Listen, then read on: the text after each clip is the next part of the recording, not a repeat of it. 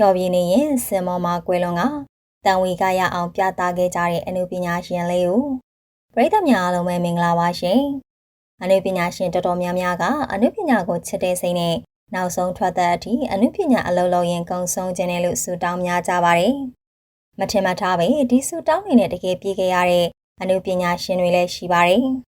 သူတို့ချစ်တဲ့အနုပညာအလုပ်တွေကိုပရိသတ်တွေအတွက်ပေးဆက်ရင်စင်မောမှာကွယ်လွန်ခဲ့ရတဲ့အနုပညာရှင်ကြီးတွေကဘယ်သူတွေလဲဆိုတာကြည့်လိုက်ကြရအောင်နော်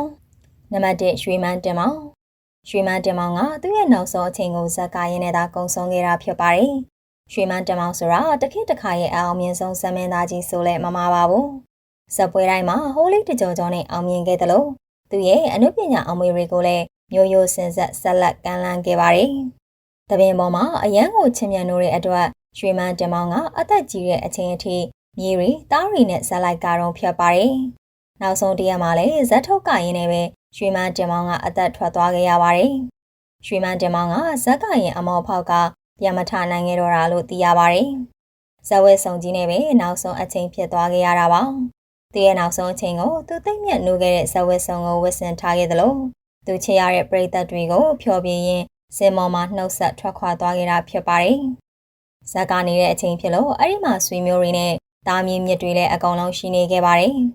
အနုပညာကိုချစ်လွန်လို့ဇက်ကရင်အသက်ပါသွားတဲ့မင်းသားကြီးရွှေမန်းတင်မောင်ကရာဇဝင်ကိုတွင်ခဲ့တာဖြစ်ပါတယ်နံပါတ်2အဆိုရာအဒီနိုအဆိုရာအဒီနိုကအဆိုရာထရေစီရဲ့သားကြီးဖြစ်ကဂီတလောကမှာထွန်းလင်းတောက်ပခဲ့တဲ့အဆိုရာဆိုလည်းမမှားပါဘူး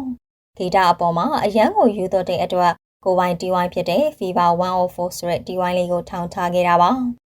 ဒါအပြင်အဆိုရာကြီးဇော်ဝင်းထတိုလိုရှိုးပွဲတွေမှာလည်းသူအသက်ငယ်ငယ်ကလေးကဒရန်တွေဝင်တီးခဲ့ပါသေးတယ်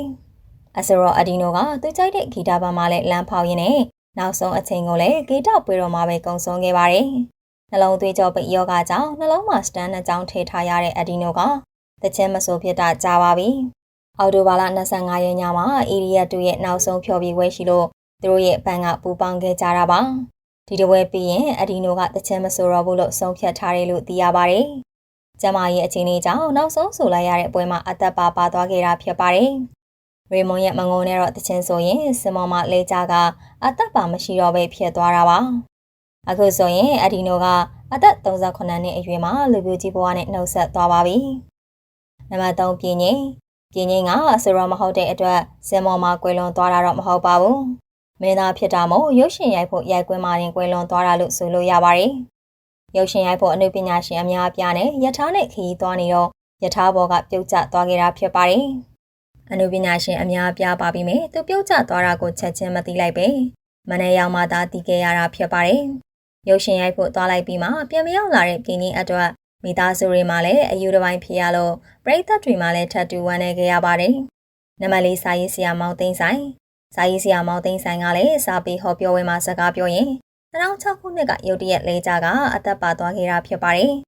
ဆရာလဲကြတဲ့ပုံစံကအဆိုရာအဒီနိုလဲကြတဲ့ပုံစံနဲ့အတော်လေးကိုဆင်တူတယ်လို့လည်းသိရပါတယ်အများအမြင်မှာတန်ဝေးကတရားရအောင်ပြသွားတဲ့ဒီအနုပညာရှင်လေးဦးရဲ့နောက်ဆုံးအချိန်လေးအပေါ်အမြင်လေးတွေကိုလည်းပြောပြပေးခဲ့ကြပါအောင်ရှင်